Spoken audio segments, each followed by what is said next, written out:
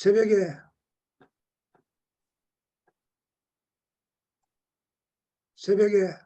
예수님을 만나기 위해서 들립니까? 네. 오늘도 우리 예수님 만나기 위해서 새벽에 성령 다락방을 찾으신 여러분과 온 가정과 하시는 일에 하나님의 축복이 함께 하시기를 바랍니다. 제가 시작할 때 제 소개를 잠깐 했는데 오늘도 제 소개를 하나 하고 시작하려고 합니다. 저는 이력서에 기록되지 않는 경력들이 많이 있는데 그 중에 하나가 1991년에 시작된 SDA 한국 SDA 창조과학연구회 회장입니다. 제가 한 10년 동안 부산병원장 할 때까지 그것을 했는데 오늘 이제 창조과학 설교할 때 항상 하는 그 말씀을 오늘 이 전도서와 관계되는 말씀을 마지막 부분에 하려고 합니다. 그래서 오늘은 혹시 시간이 조금 가더라도 뭐 질문을 할 거는 별로 없을 테니까 마지막 부분에 오늘 새벽에 제가 일어나서 잠이 안 와서 생각하다가 이것을 마지막에 해야 되겠다는 생각을 하고 마지막 부분에 넣어봤습니다. 오늘은 11번째 실질적인 지혜의 가치입니다. 이게 전도서 7장에 보면 말입니다. 좋은 이름이 좋은 기름보다 낫고, 이거는 름자 돌립니다. 이름이 기름보다 낫다고 그렇게 말하면서 시작합니다. 그 다음에 초상집에 가는 것이 잔치집에 가는 것보다 낫고, 모든 사람의 끝이 이와 같이 됨을 우리가 깨닫게 하기 위해서 그렇게 한다고 말했습니다. 5절에는 지혜로운 사람의 책망을 듣는 것이 우매한 자의 노래를 듣는 것보다 낫다, 그렇게 이야기했습니다. 오늘 아침에는 아주 지혜로운 젊은이들이 노래를 해줘서 감사하게 생각합니다.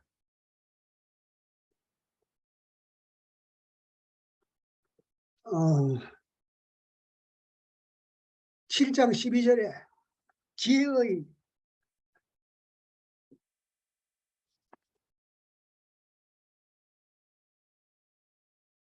지혜의 그늘 아래 있는 것 있음이 돈의 그늘 아래 있는 것보다 있음과 같으나 지혜에 관한 지식이 더 유익함은 지혜가 그 지혜에 있는 자를 살리기 때문이라 했습니다. 여러분, 이 돈이 굉장히 힘이 있더라고요. 사실은 우리 옛말에 우리말에 유전무죄, 무전유죄 그런 말도 있는데 돈이 어려움을 해결하는 길이 참 많더라고요. 지금 우리가 돈 많으면 도와줘야 될 때가 아주 많지 않습니까? 그렇습니다. 그래서 지혜와 돈이 다 우리에게 유익한데 지혜가 더 유익하다, 그렇게 이야기합니다. 현대인 성경에는 이렇게 기록하고 있습니다. 지혜로도 보호를 받을 수 있고 또 돈으로도 보호를 받을 수 있으나 지혜가 더 유익한 것은 그것이 소유한 자의 생명을 보존하기 때문이다 했습니다. 여러분, 돈은 있다가도 없어질 수 있지만 지혜는 우리 머릿속에 들어있기 때문에 결코 없어지지 않는 것입니다. 여기서 하나님께서 주시는 지혜의 중요함을 여기에 이야기하고 있습니다.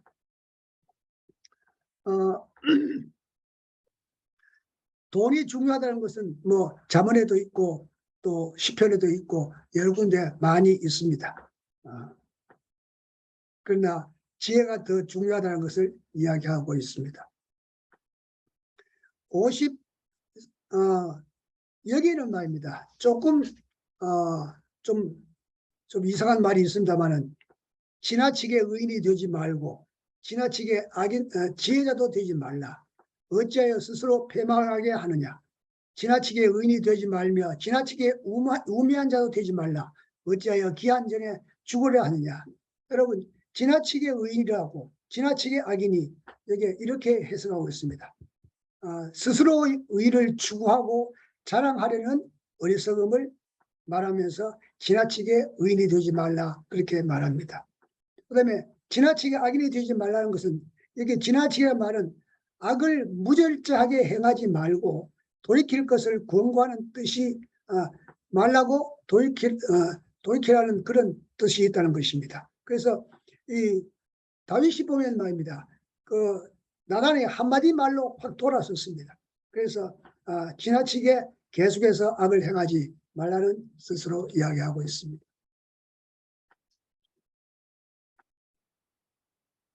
또한 사람들이 하는 모든 말에 너의 마음을 두지 말라. 그리하면 네 종이 너를 저주하는 것을 듣게 되리라. 여러분, 우리 밑에 사람이 우리 종이 우리에게 욕할 때 우리가 얼마나 마음이 아프겠습니까?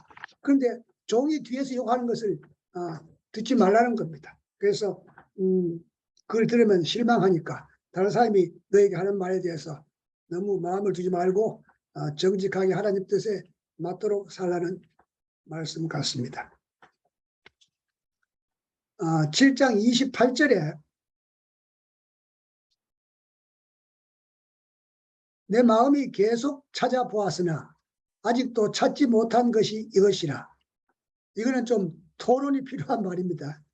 1000사람 가운데서 한 사람을 내가 찾았으나 이 모든 사람 중에서 여자는 한 사람도 찾지 못하였노라. 이게 좀 말이 안 되는 말입니다. 그래서 뭐 여기 해설에 보면 말입니다. 남자보다 여자 가운데서 찾기가 좀 어렵다는 사실인데, 이는 인류 역사상 최초로 타락한 자가 여자이라는 맥락에서 한 말이 아닌가 말도 있고, 그 다음에 또 디모데전서 2장 13절 14절에는 아담이 먼저 지음을 받았지만은 속은 자는 여자라고 그렇게 말한 것도 있습니다. 저는 이 말 다 수긍하지 않습니다. 제가 그래서 저는 어디서 이 말의 해석을 찾았냐 하면 열왕기상 11장 3절과 4절에서 그 대답을 한번 찾아봤습니다. 솔로몬에게는 후궁이 700명이고 첩이 300명입니다. 합해서 1000명입니다. 그 1000명의 처첩들 가운데서 한 명도 자기의 인생이 도움이 되는 사람이 없다는 뜻이 아닌가 그렇게 생각합니다. 그를 다 악으로 몰아넣어가지고 우상 숭배한 자가 되어버렸다는 뜻이 아닌가 저는 그렇게 생각을 해봅니다. 왕에게 복종하라. 이거는 말입니다. 우리가 잘 아는 말입니다. 그죠? 여기에 로마서에도 우리 지도자에게 복종하라는 말이 있습니다. 그런데 이 전도서 8장 3절에는 재미있는 말이 있습니다. 왕 앞에서 물러나기를 급하게 하지 말며. 이게 무슨 말인가 보니까 말입니다. 현대인 성경에는 자기 직무를 벗어나려고 하지 말라 그렇게 이야기합니다. 그런데 이게 물러가기를 급하게 하지 말라는 말은 우리가 일반적으로 어른 앞에서 나올 때는 빨리 가지 않고 뒤로 돌아서서 나가는 것처럼 혹시 왕이 내가 안 맞는 말을 하더라도 획 돌아가지 말고 서서히 물러가라 그런 말도 되고, 그 다음에 왕이 시키는 직무는 잘하라는 말도 된다고 그렇게 해석이 됩니다. 그 다음에 이 악한 자와 의로운 자에 대한 이야기입니다.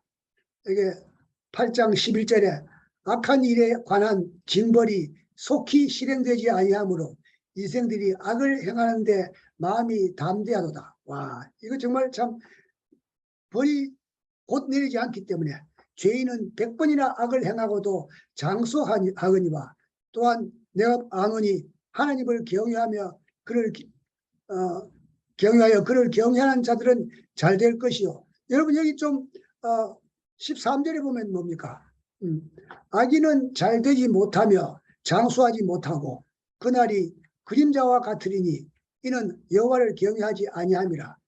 12절에는 100번 잘못해도 장수한다고 했는데 13절에는 악인은 잘 되지 못하고 장수하지 못한다고 그렇게 이야기합니다.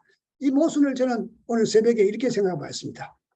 혹시 악인들이 이 땅에서는 장수하더라도 100년으로 끝납니다. 또 이 땅에서는 혹시 상을 받더라도 영원한 상은 받을 수 없다는 말씀이 아닌가 그렇게 생각해 봅니다. 인간은 모두 같은 운명에 처해 있다. 전도서 9장 1절로 12절에 있는 말씀인데 그 중에서 5절 말씀을 보면 산 자들은 죽을 줄을 알되 죽은 자들은 아무것도 모르며 그들이 다시는 상을 받지 못하는 것은 그들의 이름이 잊어버린 바 됨이라. 여러분, 죽음은 아무것도 아니라는 것입니다. 어떤 자는 이 하나님의 손에서 벗어난 자는 그들의 사망과 미움과 시기도 없어진 지 오래이니 해 아래서 행한 모든 일 중에서 그들에게 돌아갈 몫은 영원히 없느니라. 근데 현대인 성경에는 6절을 이렇게 이야기하고 있습니다. 그들의 사랑과 미움과 질투도 그들의 죽음과 함께 다 사라지고 그들은 이 세상에서 일어나는 그 어떤 일에도 참여하지 못할 것이다. 왜? 죽고 난 다음에는 그렇게 할 수 없다는 것을 어쨌든 일단 이 죽음에 대한 이야기를 계속하고 있습니다.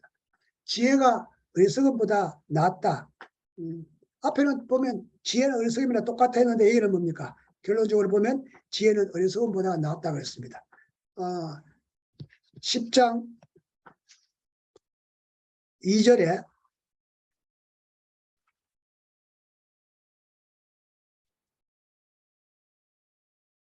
지혜자의 마음은 오른쪽에 있고 우매자의 마음은 왼쪽에 있느니라. 지혜로운 사람의 마음은 옳은 일을 하는 쪽으로 기울어지고 어리석은 자의 마음은 악을 행하는 쪽으로 기울어진다 그랬습니다. 그래서 오른쪽은 의로운 쪽이고 왼쪽은 악한 쪽입니다. 마태복음 25장 33절에도 양은 오른편에 또한 염소는 왼편에 둔다고 그렇게 이야기합니다. 그래서 일반적으로 성경에서 오른편은 의와 능력과 또 보호 이를 말하는 것이고 왼편은 불의와 연약을 이야기하는 것입니다. 그래서 지혜자는 오른쪽에 있고 그 다음에 어리석은 자는 왼편에 있다고 말하고 있습니다. 10장 20절입니다.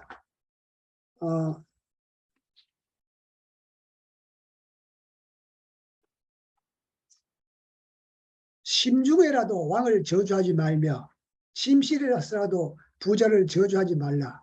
공중의 새가 그 소리를 전하고 날짐승이 그 일을 전파할 것임이니라. 여러분, 부자라는 것에게 말한 것은 지위가 높고 권력 있는 사람을 낮이고 밤이고 우리말에 뭡니까? 낮말은 새가 듣고 밤말은 쥐가 된다 했는데 요즘은 이제 다 아파트에 사니까 말입니다. 쥐가 없는 것 같아요. 그러니까 밤에는 욕을 좀 해도 괜찮은 모양입니다. 자, 인생의 투자입니다. 지혜의 삶입니다. 너는 중요한 말입니다. 그죠? 내 떡을 물 위에 던져라. 여러 날 후에 도로 찾으리라. 7에게나 8에게 나누어 주어라. 무슨 재앙이 땅에 임할지 네가 알지 못함이니라. 여러분, 여기에 대한 이야기는 아주 많습니다. 그중에 가장 유명한 이야기 가운데 하나가 아마 유명한 이야기라는 것은 모든 분들이 다 아는 이야기입니다. 우리가 조금 전에도 그 내 청년이 아주 좋은 노래를 부르고 했는데 명곡은 많이 알고 다 알고 듣는 이야기입니다. 오늘 여기에 인생의 투자에 대한 중요한 이야기는 잘 아는 이야기가 있습니다. 폴란드 초대 총리로 세계적인 피아니스트인 파데롭스키가 총리가 되었는데 1차 대전이 발발해가지고 아주 유럽에 이 식량난이 심하게 되었습니다. 그래서 그는 식량난을 해결하기 위해서 유럽 여러 나라에 좀 식량을 보내달라고 이야기했지만 아무 나라도 자기들도 해결 못해서 아무 나라도 보내주지 않았습니다. 그래서 백성은 대목을 하게 되고 이 파데롭스키는 이제 몰려날 지경에 이르렀습니다. 그런데 미국에서 요청도 하지 않았는데 이 폴란드 온 국민이 1년 먹을 양식만큼 200만 톤의 식량이 도달했습니다. 너무 놀랐습니다. 그래서 파데롭스키는 그 당시의 식량국장인 후보 국장을 찾아갔습니다. 가서 대단히 감사하다고 인사를 드렸지만 이 후보 국장은 이렇게 말합니다. 총리님, 1892년 연주회를 기억하십니까? 스탠포드 대학에서 한 연주를 기억하십니까? 그 당시에 후보는 고학생으로서 돈이 없어가지고 드는 꿈을 마련하기 위해서 애쓰고 있는데 마침 파데롭스키가 캘리포니아에 와서 연주한다고 해서 힘들게 그를 초청해서 2,000달러를 드리도록 1892년 당시에 2,000달러면 대단한 돈입니다. 옛날에 우리 교회에 미국에서 100달러 보내주고 교회를 짓고 사진 찍어 보내라고 제가 처음 개종할 때 그런 이야기를 들었는데, 그래서 음악회를 피아노 독주를 했는데 대단히 미안하지만은 1,600달러밖에 못 벌었습니다. 돈을 벌어 가지고 주고 그다음에 나머지 가지고 장학금 하려고 그랬는데 안 돼 가지고 1,600달러를 갖다 주면서 이 파데롭스키에게 드리면서 대단히 죄송하다고 400달러는 나중에 제가 돈 벌어서 드리겠습니다 했지만 그 1,600달러를 다 이 후보에게 주면서 이것으로 공부하라고 했습니다. 그때 베풀어 주신 은혜를 생각하면서 제가 보낸 겁니다. 여러분, 물 위에 던지니까 이렇게 큰 결과가 이르게 되는 것입니다. 우리가 물 위에 던지는 것은 대단히 중요한 것입니다. 여러 날 후에 걷게 될 것입니다. 이 후보와 파데롭스키 사진입니다. 서로의 손을 뻗쳐서 이렇게 좋은 관계를 맺게 된 것입니다. 청년에게 주는 대단히 중요한 교훈이 있습니다. 여러분, 이 전도서 11장 9절에 청년이여 내 어린 때를 즐거워하며 내 청년의 날들을 마음에 기뻐하여 마음에 원하는 길과 내 눈이 보는 대로 행하라. 여러분, 성경에 이런 말씀도 있습니다. 청년에게 말하기를 좀 조심해서 살아라 하지 않고 네 마음대로 살아라는 것입니다. 그러나 그 다음 말이 중요한 것입니다. 하나님이 이 모든 일로 말미암아 너를 심판하실 줄 알라. 여러분, 이게 중요한 것입니다. 우리가 마음대로 하되 마음대로 먹되 심판을 생각하면서 하나님께 영광 돌리는 것이 무엇인가 생각하면서 사는 것이 중요한 것을 이야기하고 있습니다. 이제 드디어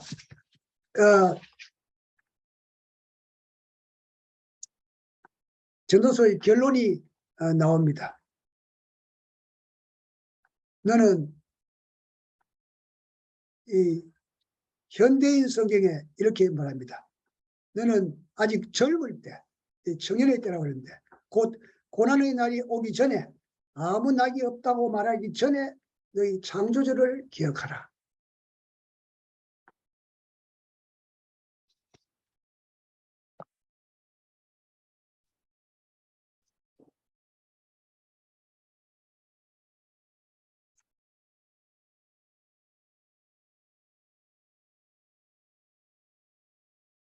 (13절입니다) 이의 결국을 다 들었으니 하나님을 경외하며 그 명령을 지킬지어다. 이것이 사람의 본분이니라. 모든 행위와 모든 은밀한 일을 선악간에 심판하시리라. 여러분, 선악간에 심판한다는 말은 중요한 말입니다. 왜냐하면 선한 일을 하는 의인도 심판하시고 악한 일을 하는 악인도 다 심판하신다는 말씀입니다.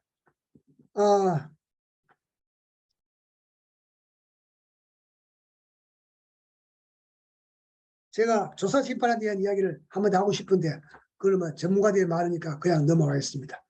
자, 제가 이 창조과학 세미나를 할 때 항상 제일 먼저 하는 서론이 뭐냐면 사람이 죽으려고 태어나는가 살려고 태어나는가 하는 말입니다.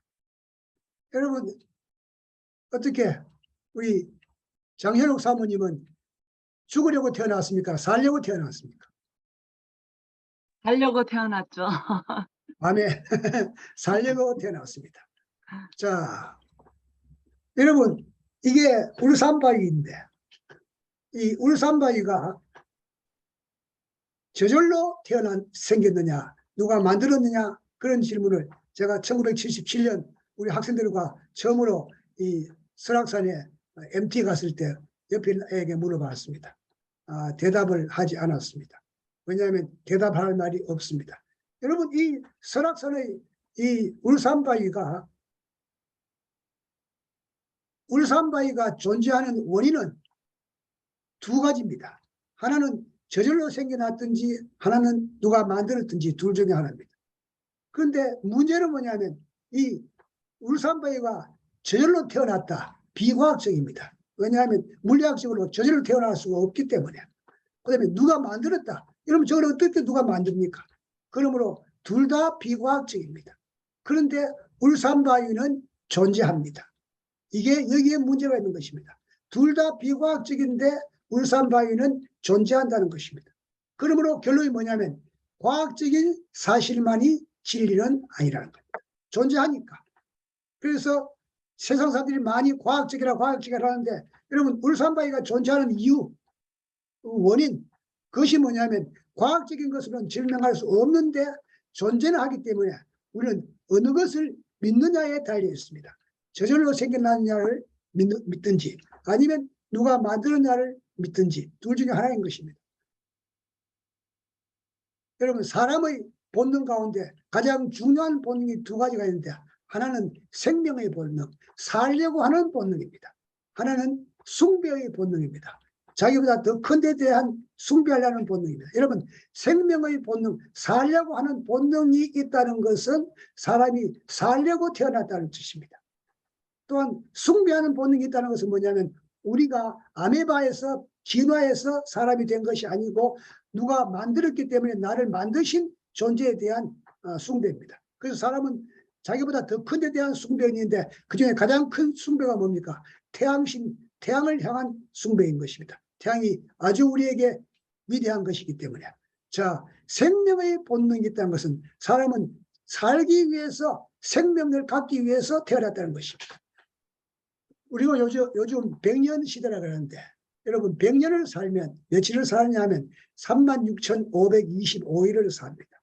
1년이 365일인데 100년 살면 유년이 25번이 있으니까 그래서 100년을 살면 36,525일을 사는 것입니다.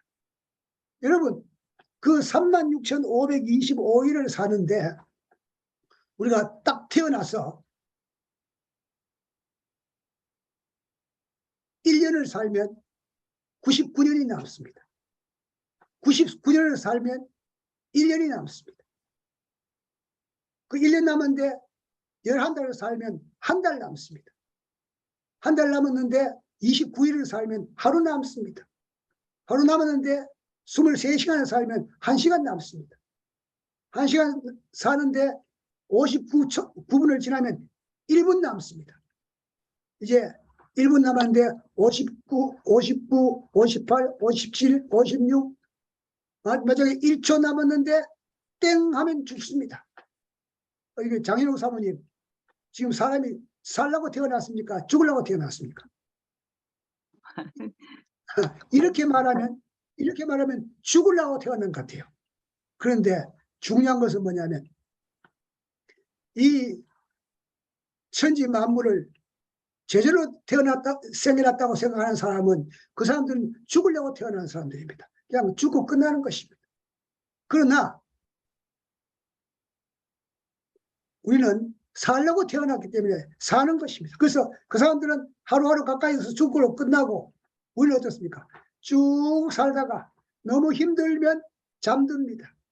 잠듣다가 다시 예수님께서 부활하실 때 다시 깨는 것입니다. 여러분 잠이라는 것은 신통한 것이 뭐냐면 10시간 자나 1시간 자나 자다가 딱 깨면 그게 전부입니다. 그래서 우리 어릴 때 말입니다.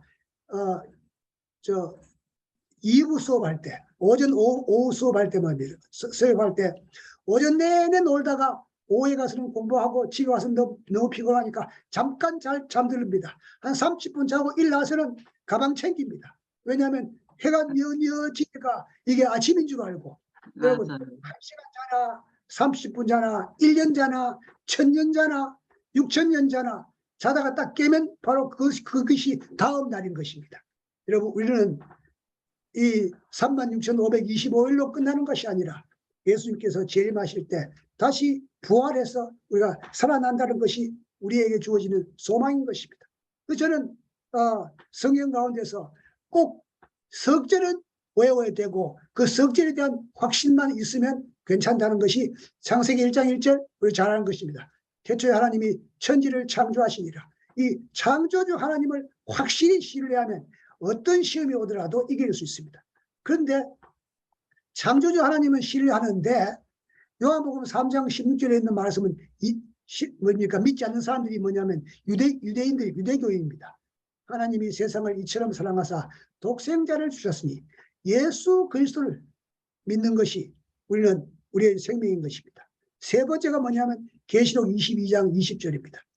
이 모든 말씀을 말씀하시니가 가라사대 내가 진실로 속히 오리라 하시니 아멘 주 예수여 오시옵소서. 그래서 창조주 하나님 예수 그리스도 그 다음에 우리의 구속주인 예수 그리스도 그 다음에 요한계시록 22장에 있는 부활의 이 재림의 소망을 갖고 살면 우리는 살라고 태어난 사람으로서 영원히 살 수 있다는 것입니다. 그래서 우리가 이 전도서 전체에서 헛된 것과 또 좋은 것이 있는데 헛된 것은 뭐냐면 100년만 살고 끝나는 사람이고 또한 예수 그리스도를 통해서 영원히 사는 사람들인 것입니다. 여러분, 우리가 아직 죄인 되었을 때 그리스도께서 우리를 위해서 죽으셔서 자기의 사랑을 확정하셨습니다. 그런데 죄인 되었을 때인데 10절에 보면 말입니다. 곧 우리가 원수 되었을 때, 여러분 우리가 죄를 지음으로 말미암아 하나님과 원수 되었을 때 이 원수를 사랑하셔서 우리를 위해서 화목제물이 되신 그 예수 그리스도를 우리가 이야기하고 있습니다. 우리 소혜숙 사모님이 질문하셔서 제가 잠깐 몇 말씀을 보았습니다. 이 현숙한 아내에 대한 이야기입니다. 현숙한 아내라는 것은 진주보다 값지고 그런 남편의 마음은 그를 믿어가지고 핍절지 아니하고 그 다음에 일찍 일어나서 음식을 장만하고 오늘 여기 참석하신 모든 분들이 이런 아내 같아요. 그의 남편은 그 땅의 장로들과 함께 성문의 지도자가 된다는 것입니다. 또 입을 열어서 지혜를 베풀고 그 자식들에게 그의 자식들은 일어나서 어머니에게 감사하고 그의 남편은 칭찬하기를 덕행이 있는 여자가 많으나 그대는 모든 여자보다 뛰어나느니라. 이제 30절에는 오직 여호와를 경외하는 여자는 칭찬을 받을 것이라. 고운 것도 헛되고 아름다운 것도 다 헛되지만 자 오늘은 그 다음에 좀 더 이야기한다면 그 한나의 경우가 있습니다. 한나는 말입니다. 이 엘가나는 자기 다른 아내에게서 아이들이 있으니까 별로 기도를 안 한 것 같아요. 그러나 한나는 계속해서 기도해서 그가 이 사무엘을 낳고 하나님께서 더 축복하셔가지고 사무엘 외에 세 아들과 두 딸을 더 줬다고 했습니다. 저는 이 생각을 한번 해봤습니다. 이 한나가 사무엘은 잘 키웠는데 나머지 이 다섯 아이, 이 세 아들과 두 딸은 잘 못 키웠을까? 아닙니다. 그 아이들도 잘 키웠을 것입니다. 여러분 오늘 참석하신 여러분 모두가 다 이렇게 훌륭한 아내가 되고 또한 앞에 나온 대로 아내를 칭찬하고 또한 보석보다 더 귀한 아내를 얻은 여러분들은 아내를 끝까지 사랑하고 행복하게 살기를 바랍니다. 하나님의 축복이 여러분과 함께 하시기를 간절히 바랍니다. 감사합니다.